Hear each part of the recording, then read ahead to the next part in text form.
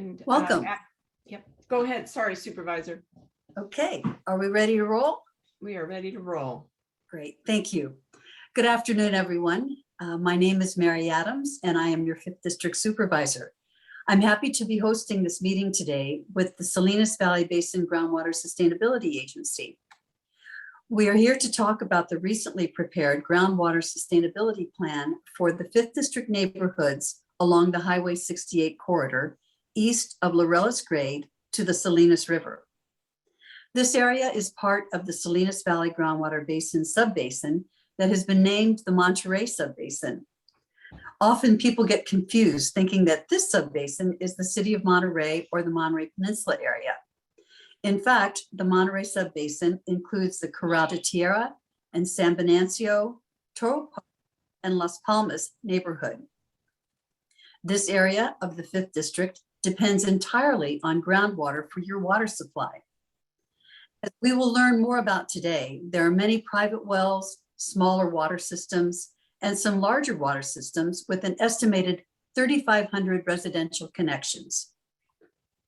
Groundwater is an essential source of water that we consume at home and in businesses and use to grow food for our local community and the world.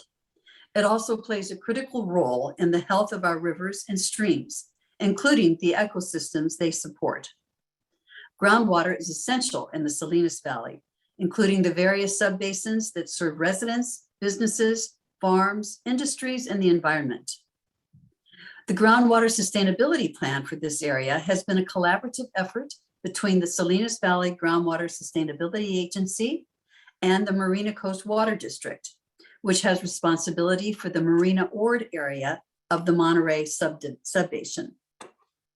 Monterey County also plays a significant role with the Environmental Health Bureau and the Monterey County Water Resource Agency's responsibilities for wells, water systems, and water management. The Monterey Subbasin also needs to coordinate with the Seaside Groundwater Basin, which lies adjacent to this area. Now, here's a quick overview of our agenda for today. First, we'll get an introduction by Donna Myers, who's the general manager of the Salinas Valley Basin Groundwater Sustainability Agency. Try saying that 5 times fast. And we will hear then from what we have completed to date. Then we'll hear from the scientists who have studied these issues and will give an orientation to the subbasin and the proposed solutions. Next, we will hear about the science of the aquifer and how we use science to manage for the future. Finally, we will go over the tool set for going forward and how you can help us succeed. We hope to have about 30 minutes at the end for questions and for comments. For the best Zoom experience for everyone, please keep yourself muted during the presentations. Afterward, during our time for questions, please raise your hand if you would like to ask a question or make a comment. Now, I would like to introduce you to Donna Myers, the General Manager of the Salinas Valley Groundwater Sustainability Agency, who will start off today's presentation. Donna? Thank you, Supervisor Adams, and welcome everybody from the neighborhood and from the Corral area to the presentation this afternoon. I'm the General Manager of the Salinas Valley Basin Groundwater Sustainability Agency. We're really pleased that Supervisor Adams is co-hosting this with us tonight. This is a very important meeting for your neighborhood and for your community, in that we are on the verge of releasing what's called the Groundwater Sustainability Plan for the Monterey Sub Basin. The Corral de Tierra is a part of that Groundwater Sustainability Plan, and it is, you'll be later tonight, you'll learn a little bit more about what we call the Corral de Tierra Management Area. I want to just give you a couple minutes just on why we're here in terms of why groundwater sustainability plans are being prepared in Monterey County. It all dates back to 2014 when the state of California passed what's called the Sustainable Groundwater Management Act. This is the first time in history that the state of California has actually established in law a goal and a requirement that groundwater be sustainably managed into the future for future generations. The legislation really arose during the last drought in a recognition that groundwater was going to be one of the most important water resources to protect for future generations. SGMA was passed by the legislature in 2014, and some additional items were added to the legislation in 2015. And really, the legislation was meant to be a compromise between one faction wanting state regulation of groundwater rights and one faction insisting on local management of these resources. Here in Monterey County, except for the Seaside Basin, this basin has local management. It's managed by local stakeholders and users. The main thing that SGMA really tries to balance is that we develop plans that achieve sustainability and also provide a definition of sustainability for the groundwater basin in the future. As these plans are produced and completed, we then go into a process of implementation, but the state will require us to monitor the conditions of the aquifer moving forward.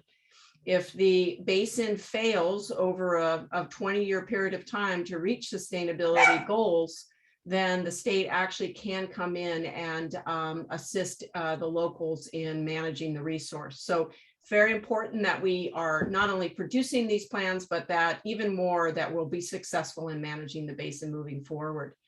I'm going to go ahead and turn over the presentation to Emily Gardner, our Deputy General Manager here at the Salinas Valley Basin Groundwater Sustainability Agency. She's going to bring you up to speed on what we've completed to date, and then introduce our two consultants today for you as well to learn more about what we've been up to.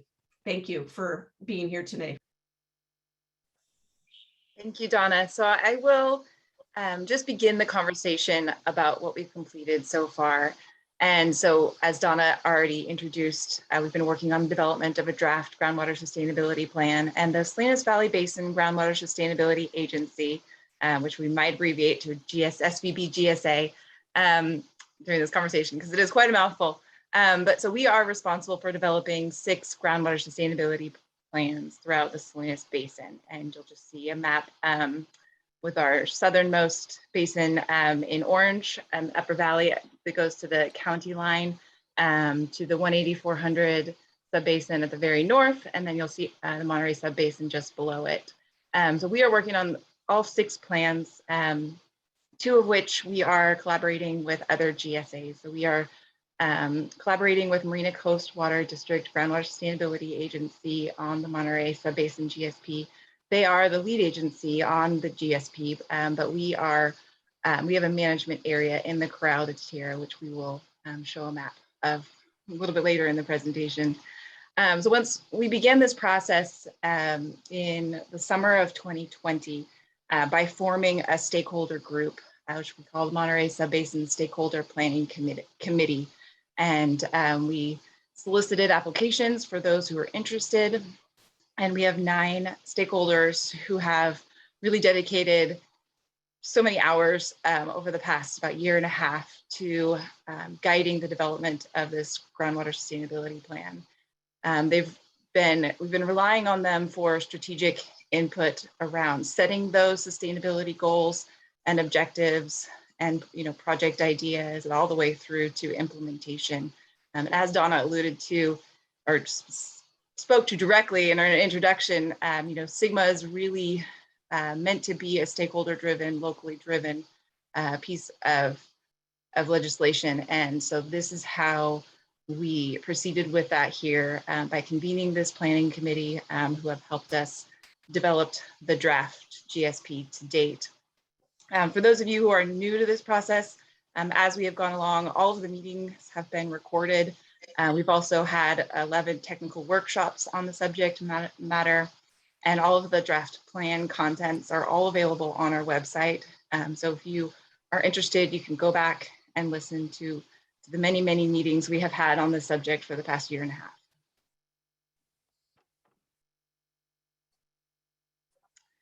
half. So just adding on to that a little bit, we are still working on these draft groundwater sustainability plans. The next Subbasin meeting will be between December 13th and December 15th. We're still deciding on that date.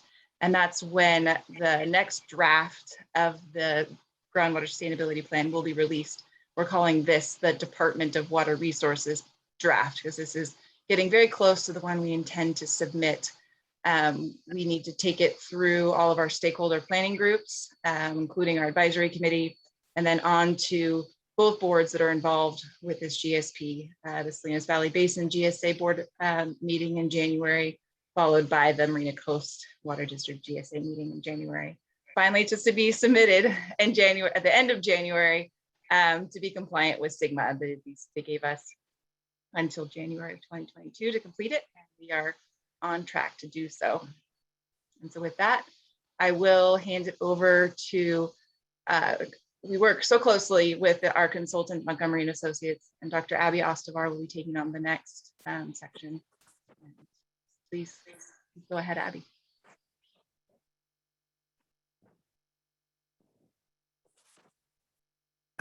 Apologies. Thanks, Emily.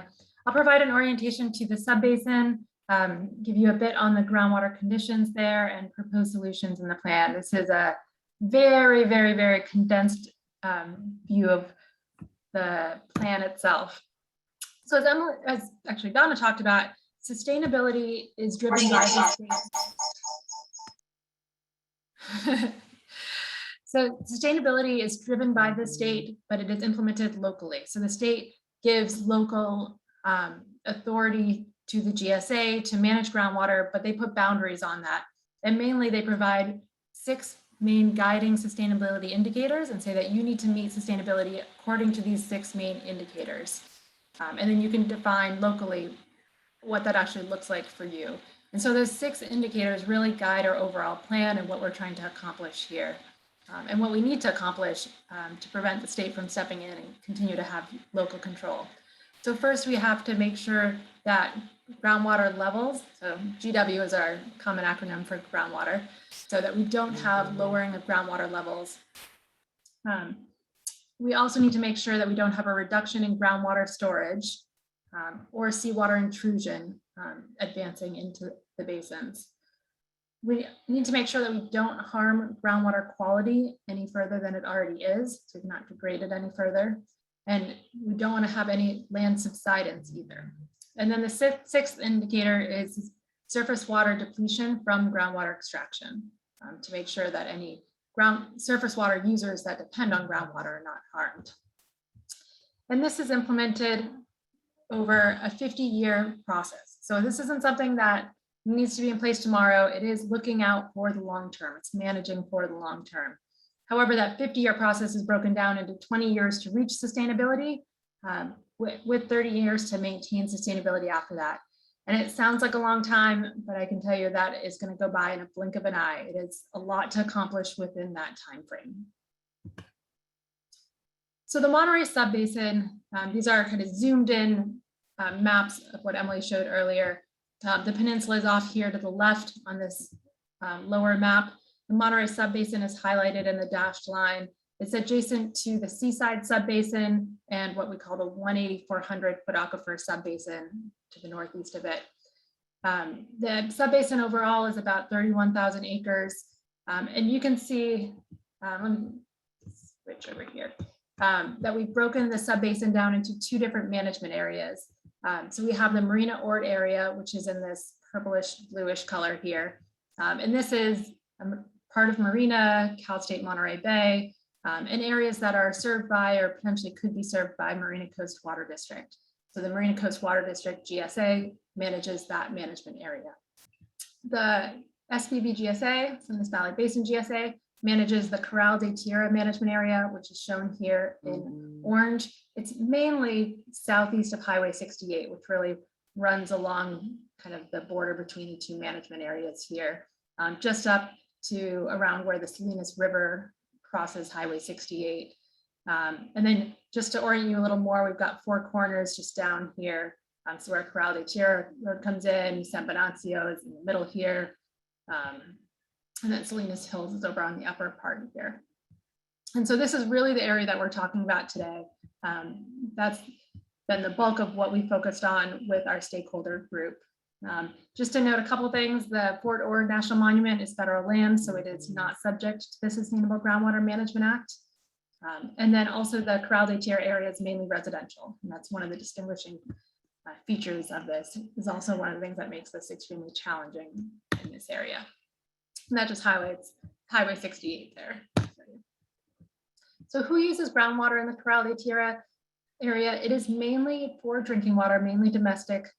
There are two big water systems, CalAm, California American Water, and California Water Service, CalWater, as well as many small systems that provide drinking water to this area. There are also around 300 private wells in the area, as far as we know, as far as the data shows. There's limited agriculture, and there's also a couple parks and a golf course that rely on groundwater. This area is entirely groundwater dependent. And then not quantified here because we don't know how much they consume, but there are some potential groundwater dependent ecosystems. So ecosystems where their roots reach down and depend on groundwater. I want to share one very sciencey slide. I'm going to hit you up with a couple of them just to give you a little view of how we view groundwater. There are a lot of details here. I'll try to talk you through them. The main point here that I want to share is that in this area, we have one shared aquifer. So we need to accomplish this together. The top cross section, these are two geologic cross sections. So they look down at the various sediment layers and the aquifers underneath. The purplish is what we call the bottom of the basin. So it's area where you're not really going to get water if you try to drill down that deep. And then the orange and the yellow are the two formations that make up the principal aquifer, which is the El Toro primary aquifer system. And you'll see that it's all connected here. The map shows the top cross section highlighted in blue here, with this part, this left-hand part being the part that's in the Corral de Tierra area. So Highway 68 is over here on the left, and then on the right is close to Four Corners, that area going out of the Subbasin. The lower part shows a little blip from another cross section, with this part being what's in the Corral de Tierra area. And I show this in part because it looks at the aquifer system from a different view and shows that it is pretty complicated structurally. So although it is one aquifer system, there are areas where the sediment layers have uplifted or declined.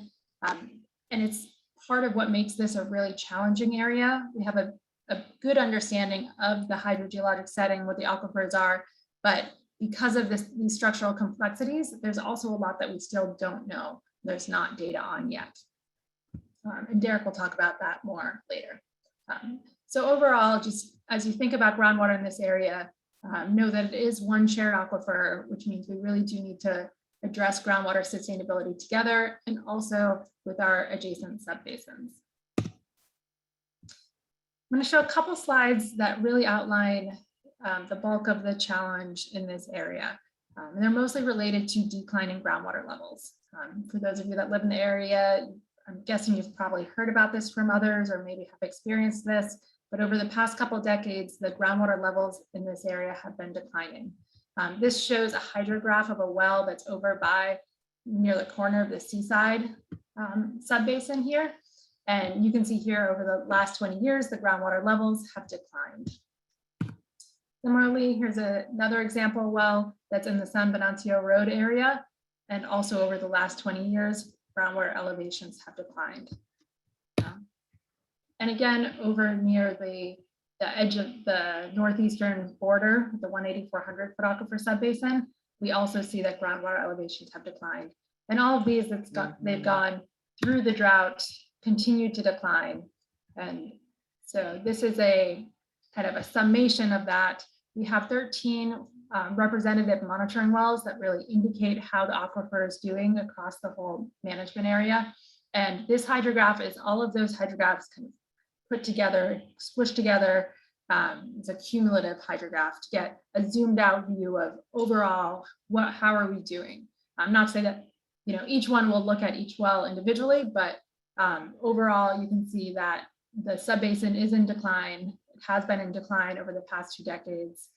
It's lost something like 27 feet on average in groundwater elevation over the past couple of decades, which is a lot, and it makes it extremely challenging because the lowering of the groundwater level also mean that you're losing that groundwater storage, that amount of groundwater that you can draw for use.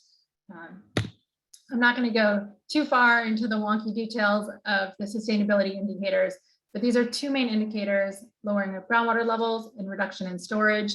And for these, what we need to do for the Sustainable Groundwater Management Act is we need to set what's the lowest that we want to go, that we don't want to go below, and that's the red line here. And what are we aiming for? What's our goal? Where do we want those groundwater levels to be? And this is the cumulative hydrograph. We actually do this for each of those representative wells as well. And so the Subbasin committee that Emily talked about, we've been working with them for the last year and a half, and it was the Subbasin committee that set what these levels were. We had several conversations, about where they should be, what's realistic, what are the impact on users. You need to show in the plans that you are able to get, and you are going to put in place various projects to be able to get to that green line to reach your goal, which is extremely challenging in this area. We've looked at the most recent conditions, and as the map on the left show, all of the wells that are in our monitoring network now are below the lowest. So they're below where we want to go, which is measured at 2015 levels. The circles don't indicate any particular size, they're just groupings of different wells on there to indicate that they are all low. So this area is in a really challenging situation. Wish I could sugarcoat it a little more, but it's very challenging from a groundwater perspective. And this is what past reports have told as well. This isn't new news to the area, but it is something due to this new law that we really need to deal with. There are 4 other sustainability indicators.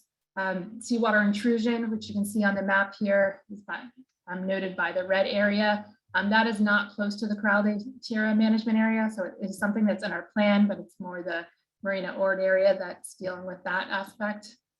Land subsidence is not something that we anticipate will happen in the Corral de Tierra management area due to the subsurface conditions, although we are monitoring it just to make sure. Another sustainability indicator is degraded groundwater quality. So the law says you cannot do any actions that degrade groundwater quality further. So there are some naturally occurring constituents here, such as arsenic. And so we do monitor what the conditions are and make sure that any actions that we take won't degrade those further. And then surface water depletion from groundwater extraction is the final one. And there are a couple areas of potential connection of surface water along Toro Creek. And so we'll look at those more in depth during the implementation of the plan. And so that's the bad news. It is a very challenging area. The conditions are not good, and we need to pretty quickly be able to bring the basin to sustainability. And so in the plan, we also outline where we go. And this has been, I think we started working on this back a year ago with the Subbasin committee. How do we actually move forward? How can we achieve groundwater sustainability? And in the plan, we outline a range of different projects and management actions through which we could bring the subbasin and bring the management area to sustainability. It takes a toolkit approach where we've got a range of different options, the tools in your toolkit that you can use. We haven't yet done the prioritization about which ones to pursue first. It is a really challenging area, and a lot of the projects and management actions are extremely costly. And so that's something that we'll have a lot more discussions on going forward. There are 3 main buckets, 3 main types of projects and management actions. The knobs you can turn, if you will. Thinking about your groundwater, you can either reduce the amount of extraction, so that's the demand management, so reducing pumping. So trying to take less water out of the ground and then keep what is naturally recharged or what is recharged in the ground. You can increase groundwater recharge, directing storm water to recharge basins or surface water to recharge basins, for example. Or you're going to develop regional alternative supplies, such as desalination or recycled water, which then function to reduce reliance on groundwater for groundwater or for drinking water use. With that, I will turn it over to our senior hydrologist, Derek Williams, who's going to talk about the science of the aquifer and how we use science to manage for the future. Thank you. Thank you, Abby. Thanks very much. I do want to, I'm not going to go into a lot of deep science because there will be many years ahead of you if you want to learn about all the details of it. But I do want to make a few comments on how this plan is driven by science. That's what we have to do. We have to make sure our plans are scientifically accurate. As Supervisor Adams noted earlier, this plan is underpinned by a number of scientific studies, by the best information we have. And we want everybody to know that our suggestions, our actions that Abby talked about on the last slide, they're all based on our scientific understanding of how we can get to sustainability. But that scientific understanding is right now limited. It gets complicated with details. It gets complicated with uncertainty. I'm showing you a geologic map here. Abby, could you point out where El Toro Creek is, the little arm? Yeah, just so everybody knows where we are, that's Toro Creek right there. And you can see there's faults near it and things like that. So there's a lot of complication. That said, we want to, this uncertainty is there. And in a perfect world, we would clear up all the uncertainty first and then make our decisions. But because of the schedule we're on, we are going to be improving our scientific knowledge as we go and making decisions. And we're going to then do them interactively and adapt our plan as we go forward. And that's key, that everybody should know that this is going to be an adaptive plan. One thing that all of the previous studies and our study also all agree on is that this area is an area of limited water availability. As Abby showed you earlier, the groundwater levels are dropping throughout the area. Other studies have come to the same conclusion. It's even incorporated into the county's planning process. There are limitations on development in this area because it is an area of limited water availability. What I'm showing in this map, if you happen to follow the county's planning process a lot, the purplish area is what's called the B8 overlay. If you don't understand that, don't worry about it. All it means is that purplish area on this map has limitations, strict limitations on how much more development there can be because of limited water. I point this out because of the fact that it's been observed for years that there is limited water here.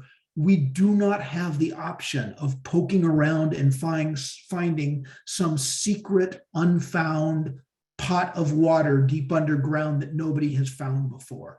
That's probably not an option. Everybody realizes this is going to be an area that we have to manage with the water we have or bring in more water.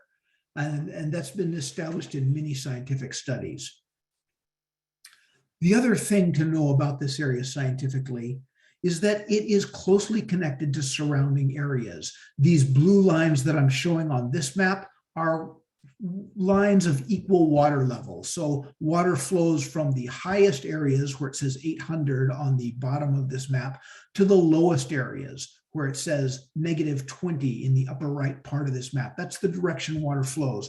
Water flows, though, not just within our sub area. It flows from our sub area to others, and it flows from other sub areas, say the Seaside Basin on the left side. Sometimes it can flow from the Seaside Basin into our area there.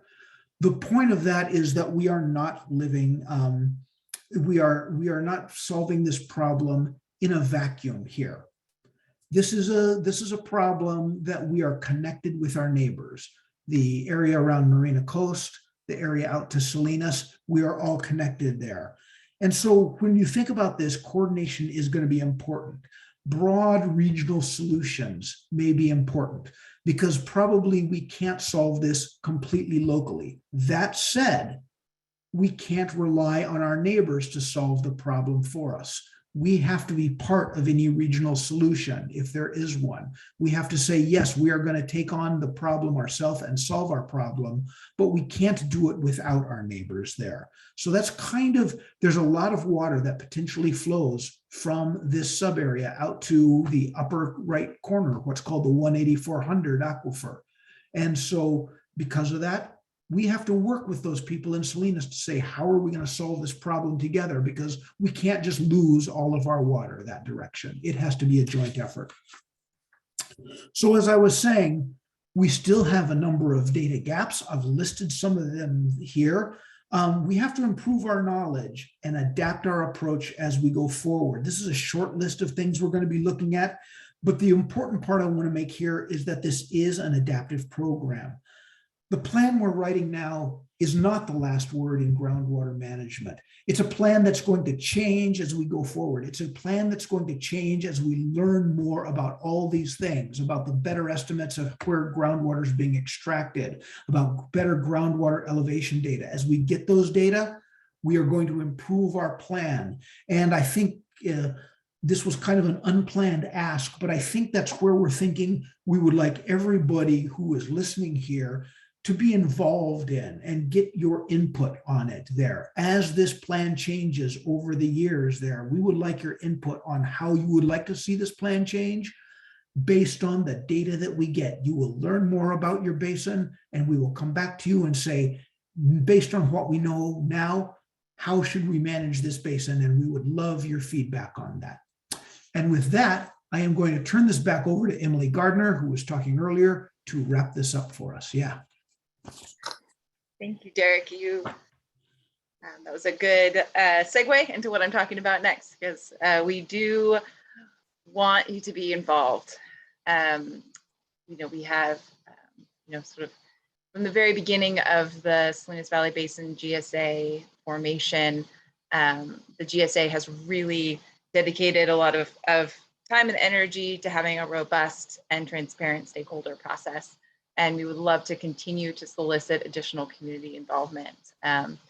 Right now, with the development of the draft GSPs, as they are submitted to the Department of Water Resources, we will then be convening a new Subbasin implementation committee.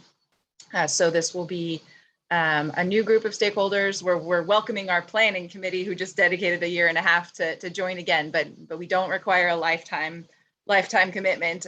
So, we are transitioning from a planning committee, which will be disbanded after we complete the plan, and then creating a new implementation committee. And the idea is that these will be stakeholders who will, as Derek alluded to, review the new data that comes in and review the sustainability indicators throughout the years. And then we'll be the ones who will discuss projects and management actions, the cost benefits and the prioritization, seeking community input, and then also identifying preferred funding mechanisms. So the application period, we're going to be bringing this concept to our board in December and hopefully opening up the application period for this committee then, and we will send out a notification via our website. So you can get more information about that then, hoping that this committee will then convene in about March of 2022. So really shortly after the GSP is submitted, we will get to work on implementation. There is also what we're calling the Integrated Implementation Committee, and this also ties into a concept that Derek was talking about how each of the subbasins are a part of the Salinas Basin, this broader basin, and we do recognize the importance of looking at the valley as a whole. And so this Integrated Implementation Committee will consist of one representative from each of the 6 subbasins, as well as some water management agency and the other 2 GSAs, Marina Coast and Arroyo Seco GSA. So it'll be a really intentionally collaborative effort to make sure that we are stepping back and thinking through the valley as a whole. SGMA itself requires us to not prohibit our neighbors from reaching their sustainability goals, but taking it a step further and thinking about potential regional solutions, as well as implementation actions that the GSA is going to take across the whole valley. So that's another opportunity to get involved if you're on the Subbasin Committee. And I just want to reiterate that, for those of you who are just hearing about us for the first time, we recognize that this, could be a lot of information. We really were thoughtful about how much information to throw out there all at the same time, but we definitely want it to be the beginning of a conversation for those of you who are new to us and we're new to you. We try to be really responsive as a staff, and please reach out after this meeting with any questions, comments, concerns. Please sign up on our website and also visit the large amount of resources that we have available there. And then just to, Donna, you can also chime in here whenever you want. But just to also reiterate that we are, while I'm feeling like we've done so much in the past year and a half, we are at the very, very beginning of this path. We do have 20 years to achieve sustainability, 30 years to maintain it after that. And so we are still at the very beginning of this process. Thank you, Donna. Emily. And I'll kind of close it out here, and then Supervisor Adams will help us facilitate your questions that you may have this evening. And you can either raise your hand so we can call on you, or you can also, we're going to have people monitoring the chat. So you can also put your questions in the chat if you're having any issues with, raising your hand or what have you. We'll go through those, and we're actually right on time. We're a little ahead of time, so I'm hoping we can have quite a bit of dialogue with you this evening. Again, I want to thank you for joining us. I know we tried to set this at a time that was convenient for folks, but still get you back to your families by dinner time. And just in closing, I think it's, again, really important to acknowledge and realize that what the last drought, and as we sit here in the middle of yet another drought only a few years later, is that what the last drought really taught us is that turning to our groundwater and really understanding the science around it, the current conditions that are affecting our aquifers, and the work ahead that we need to do as a community is really, it's actually quite impressive that California has taken this on. There's a lot of places in the world where their groundwater has been really not managed sustainability and is actually drying up. And there's obviously places in California that are seeing a lot of impact from mismanagement of this really precious resource. When I talk to people about what I do, usually when, especially with kids, I talk about how we try to figure out how to keep the water around that the dinosaurs, took baths in. So that's how old some of this water is. And it's really incumbent upon us to become stewards of this resource. And we take that task very seriously.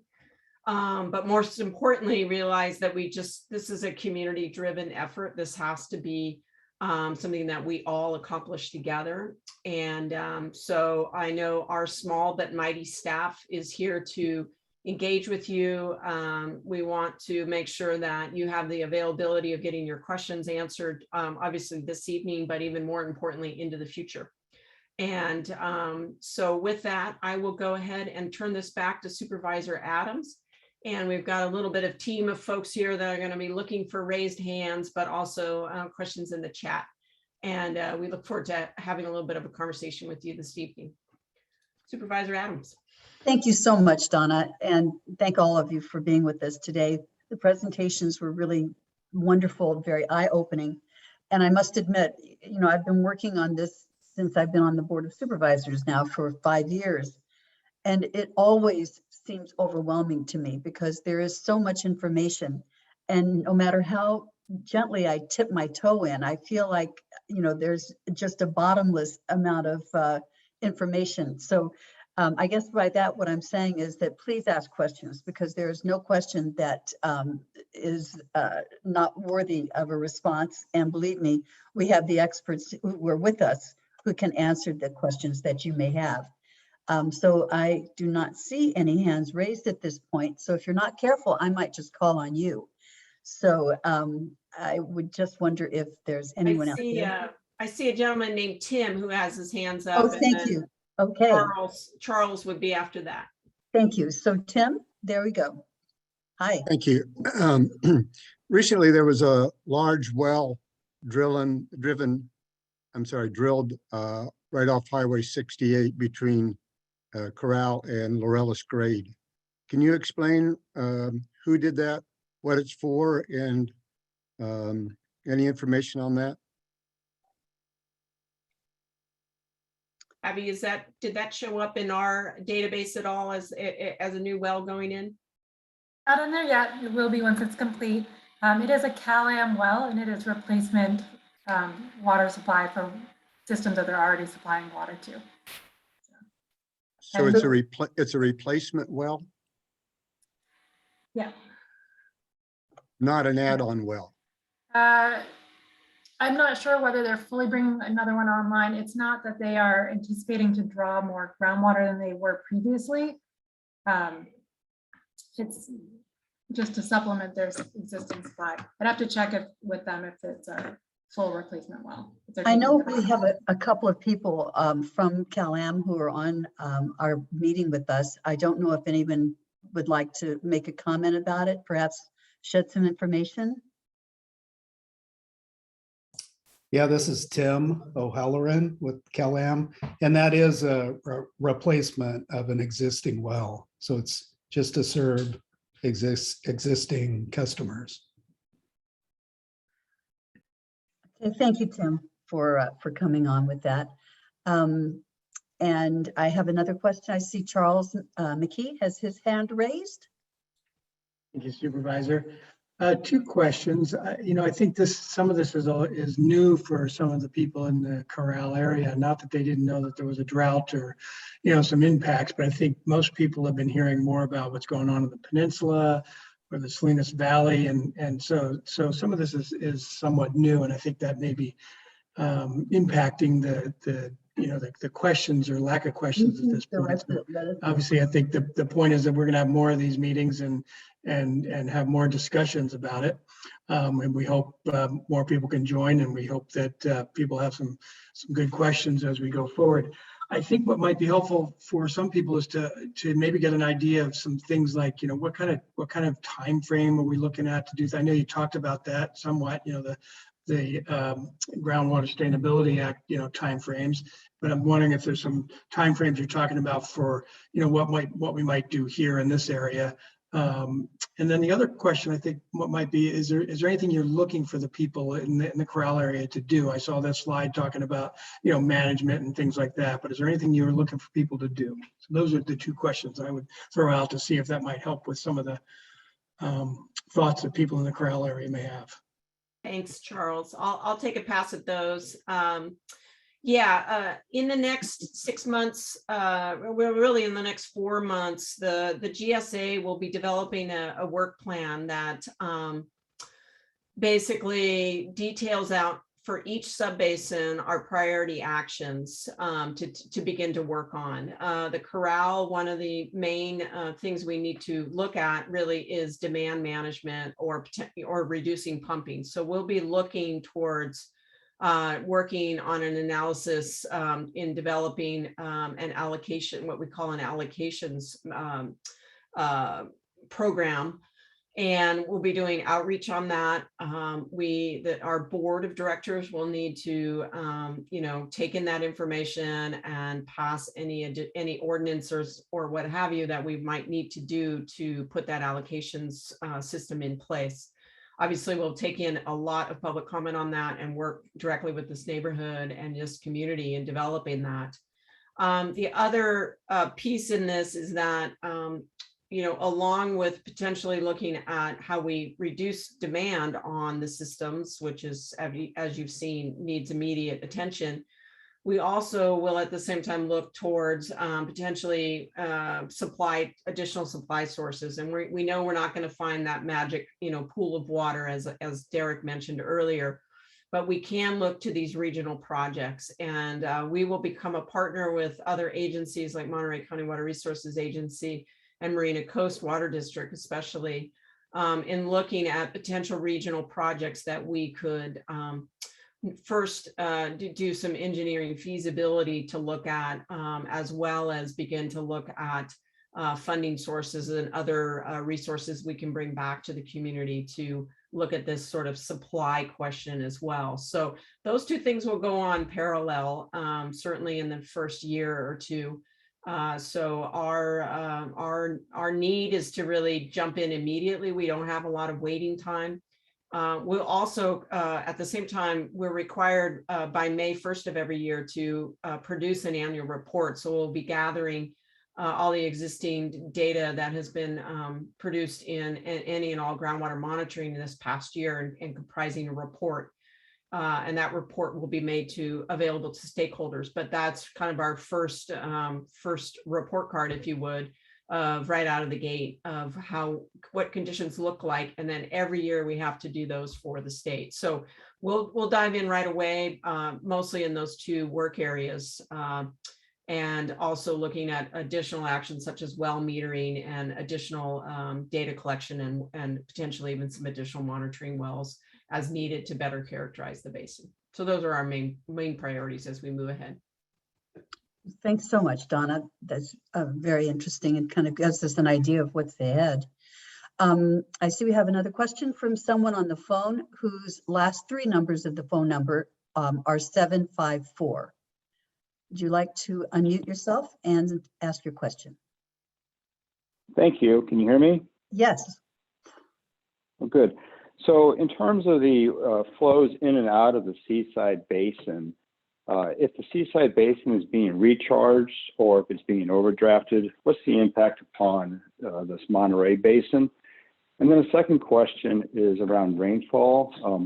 What sort of averages were used in the models of expected rainfall in the next, 10, 20, 30 years? Thank you.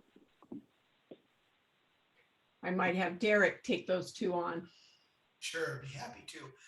There is flow back and forth between the Monterey Sub Basin, or our area, and of the Monterey Sub Basin and the Seaside Basin.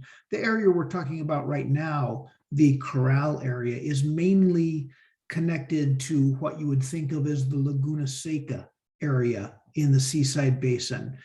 And they have recently reduced their pumping in the Laguna Seca area. Especially CalAm has. CalAm has reduced its pumping considerably in that area. Because of that, we don't expect a lot of water flowing from the Monterey Subbasin into the Seaside, into the Laguna Seca area. That's still to be seen exactly how those water levels adjust. But you are right, there is a connection between those two areas, and depending on whether one basin is overdrafted or another, water can flow either direction between those. As far as what sort of rainfall was used for our models and predictions, we used historical rainfall to calibrate our models and to figure out whether we knew what was going on. But as far as future predictions go, we are using likely climate change scenarios which come from those global climate models. And we are using what the State Department of Water Resources considers the most likely climate change scenario. And so it's the most likely future rainfall. And that's what we are using for our predictions as far as what might happen in the future. Did that answer your question? John, did you hear his question? Did that answer your question? We're getting silence from 754. Thank you, Derek, for the answer. We have two questions now coming from Daphne, excuse me. And the next question is all development in this area on hold due to the water sustainability challenge?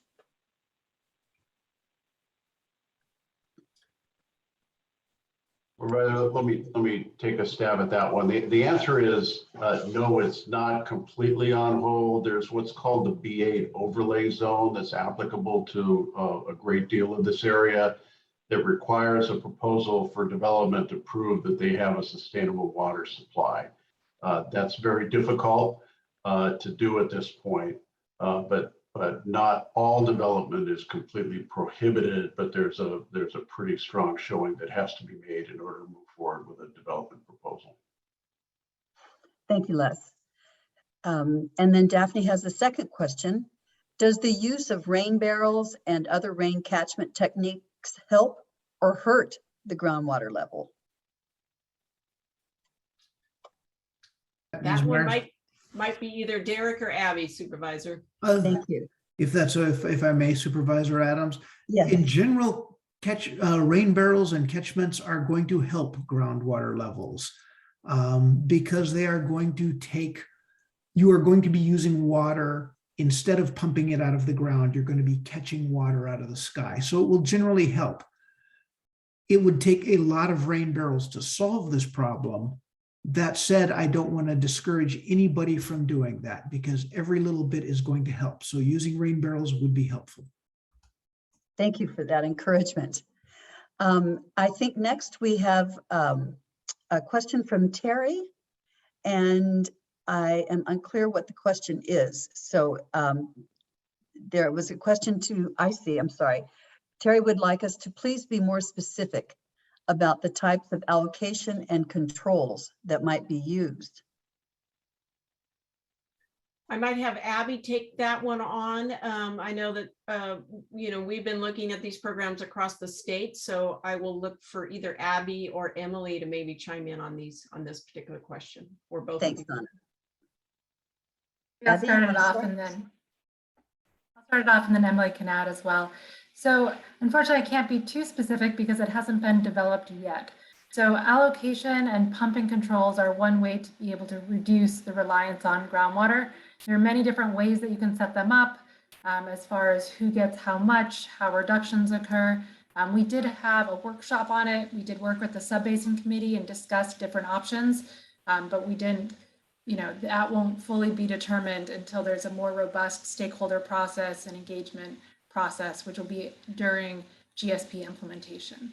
So they are quite complex. There's a lot of factors to consider in it, and it's, we want to make sure that everybody is involved in that process. Does anyone else have anything to add to that? Derek? I'm going to actually call on Mr. Gerard because he might want to emphasize that these allocations are not water rights. And that's something everybody should be aware of. If we talk about allocations, we are not setting someone's water right. Mr. Gerard, would you like to speak to that? Yeah, I'll try to, this is a very complex area, but a SGMA does not allow a groundwater sustainability agency to affect overlying groundwater rights or appropriative groundwater rights. However, the law and the state constitution does allow for regulation of those rights or regulation of extractions if the reasonable use is, or the beneficial use is not reasonable under the circumstances. So in a drought condition, the GSA has the ability to limit extractions to a certain extent. And that's going to be a balancing act as we go forward and see what the sustainability criteria ends up being as approved by DWR and how the basin is meeting that criteria or not. But the GSA can limit extractions. They can't eliminate extractions because that would basically deprive somebody of their overlying groundwater right. But it's a complex area that we're going to have to deal with going forward. I hope that was a clear, simplistic version of what the situation is. Supervisor Guy, just clarify the B8 overlay zone.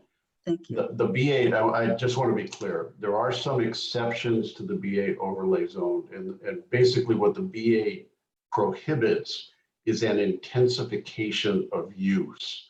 So if you have a baseline use for whatever use there is in the overlay zone, and you want to change the use of the property from one use to another, as long as you're not intensifying the level of the use that addresses the constraints. And it's not just water use, it's water quality, it's traffic, it's a whole variety of uses. You can go forward with that development. And it also doesn't apply to certain things like the first single family residence on a lot of record. So there are some exceptions, but basically it's designed to prevent in the water context, the intensification of the use of water. So I just wanted to clarify that. Thank you. And I will apologize to everyone because I did not introduce Les. Many of you know him as Monterey County's County Counsel, but Les is also the legal counsel to the Salinas Valley Basin Groundwater Sustainability Agency. So that's why he has all of this additional knowledge to the already huge amount of knowledge that he has. We do have another question. This time it is from Terry, and Terry's asking, would meters likely be required to be installed on all private wells and systems? I'm going to give that one to Emily. I also saw Abby unmute, so please feel free to chime in. So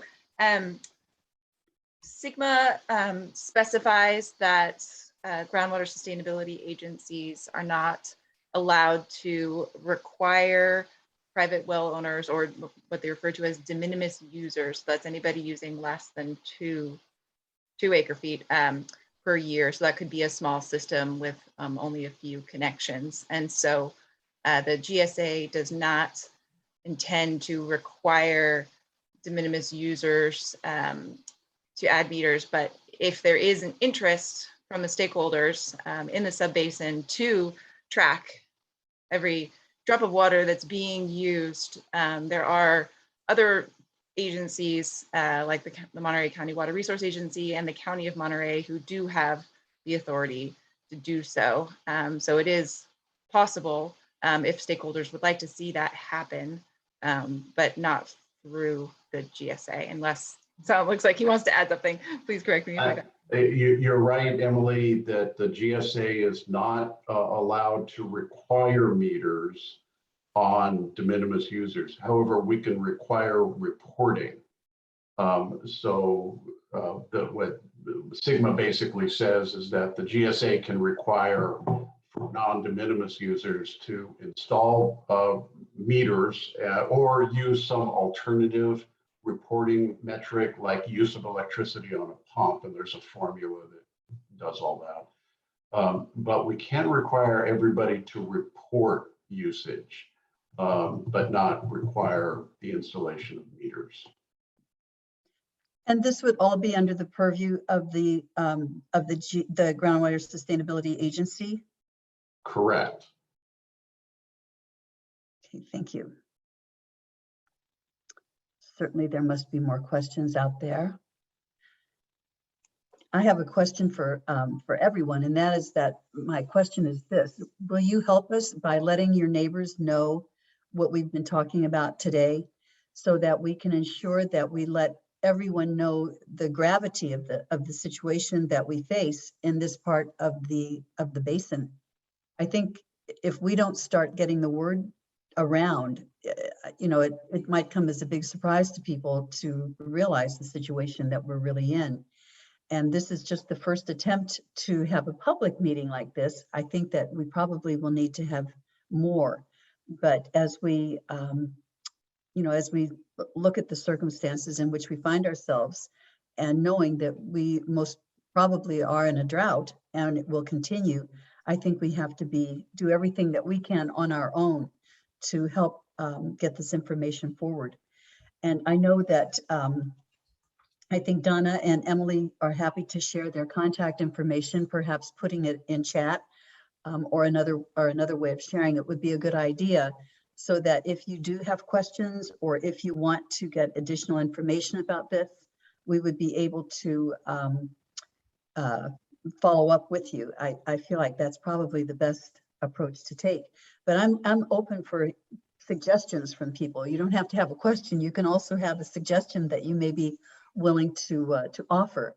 I know that I see that there are some other people from the GSA who are on the call, and I know we have to be careful not to violate the Brown Act by talking about things in this setting as opposed to being in a formal meeting. But if there are any other suggestions from people, I would really be happy for us to have an opportunity to hear those, or comments about what it is that you've learned this evening.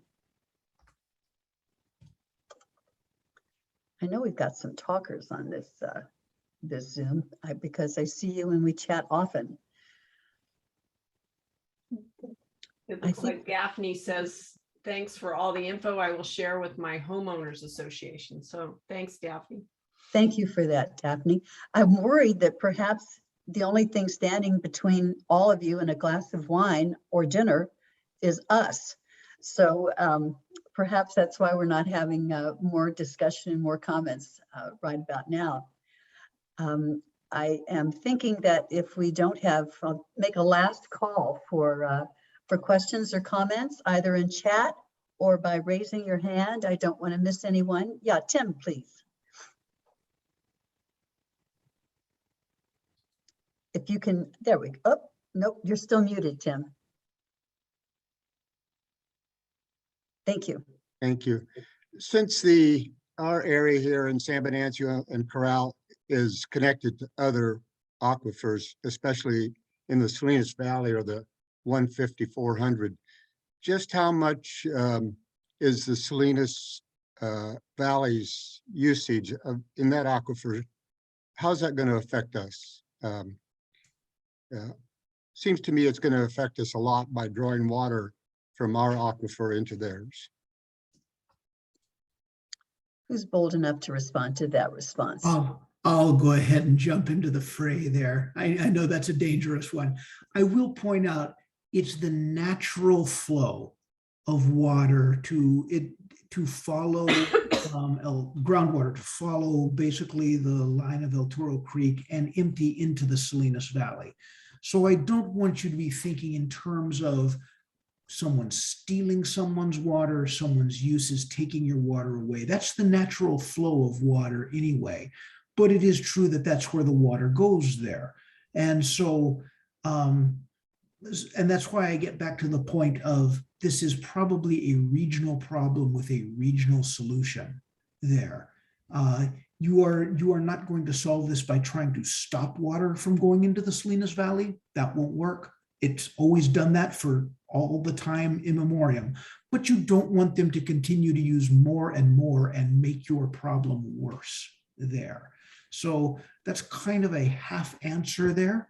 And hopefully it's enough of an answer. It's a half answer, but it's an honest answer. Let me put it that way, Tim.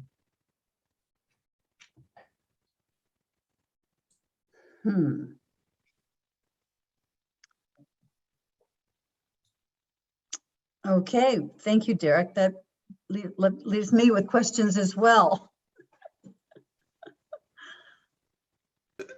I'm always happy to answer any of these questions.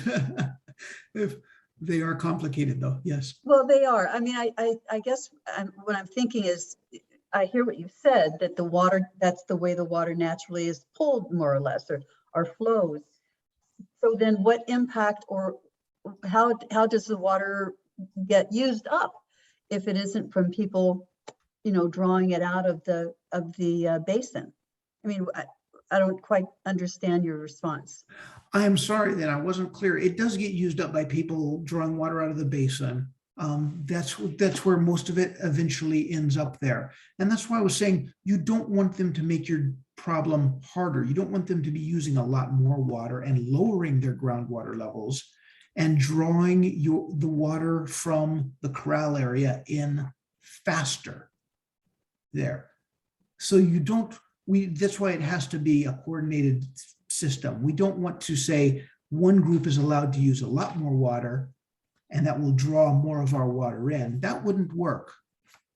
On the other hand, what also will not work is to say we are going to stop all of our water from going into the main Salinas Valley, because that would be almost physically impossible. And so this is a coordinated system. You are right, though, that the water that flows into the main, I call it the Salinas Valley, it's the main part of the valley there, generally flows in there and is generally used by the residents there for one reason or another, for agriculture, for municipalities, whatever it is. Supervisor, if I could just add, this is the tension between Sigma and groundwater rights. So the people in the 180-400 or the main Salinas Valley have the right to use groundwater for reasonable and beneficial uses, as do the people in the Monterey Basin. They have the right to use the groundwater for reasonable and beneficial uses. The tension is, it's beneficial to use water for agriculture, it's beneficial to use it for domestic purposes. The question is what is reasonable, and whether the GSA can put limitations on the use of water that flows from the Monterey Sub Basin or the Corral de Tierra area into the 18400? Is it appropriate for the GSA to put limitations on the use of groundwater in the 18400 in order to protect the Corral de Tierra area based on conditions, whether it's drought or otherwise? So this is a tension that is going to be a very difficult line for us to walk going forward, is the balance of groundwater rights, what is a reasonable use of water, and protecting different watersheds and basins. So it's a complicated issue, and there's no simple answer for it today. Derek, I hope I articulated that fine. Yeah, and you saved me very well. Thank you, Mr. Robert. That's what your lawyer's here to do, Derek. So I guess this question, I don't know if this is a follow-up, but could you comment about what the plan is for the 18400 aquifer? What, you know, if we've got this plan that we're working on, what is the group that's focused on that part of the basin looking at? How do they talk about achieving sustainability? Does anyone know the answer to that? Yeah, I mean, Somebody does. I will take a stab at that, and then also invite my colleagues to chime in. Just as I described earlier with regards to the immediacy of how we move forward as soon as we get these plans done. And my colleague Gary Peterson is on today too, who was the former general manager of the agency. Our board immediately began action on the most pressing issue in the 18400, which is seawater intrusion. So that affects the basin in two ways. It takes it you know, obviously affects the quality of water in the basin in terms, but it also results in a loss of storage in the basin.